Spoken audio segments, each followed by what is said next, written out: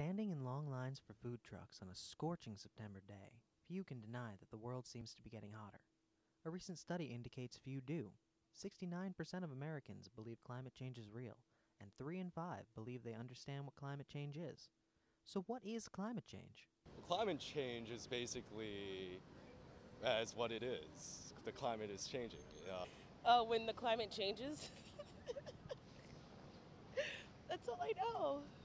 Isn't it when I have no clue, honestly. Isn't it when something has to do with whether it gets too hot or too cold, global warming, you know? It's just global warming, apparently. I don't know. Climate change would be change in weather. I don't know. Anything, warmness, heat.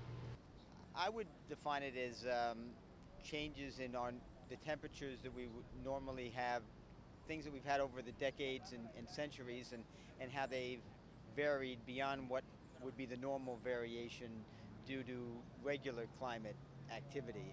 Things that human beings do, I guess, is what we would view climate change as being.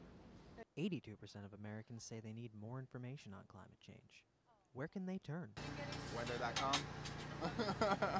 I literally just watch the news. I notice it myself, actually. Basically from just hearing it from friends or doing an online research. I often Google things and I like the debates. So why do so few Americans understand what climate change is?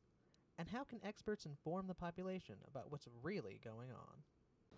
And just making the information more readily available, because, if it was more readily available like these food trucks are around here, I think people would want to do more and be more interested.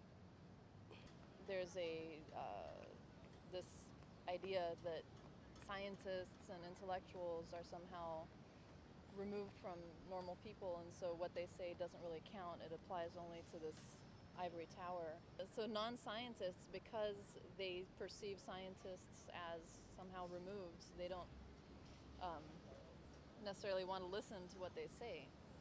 Whereas really scientists just use logic and facts, and that's what people should base their decisions on.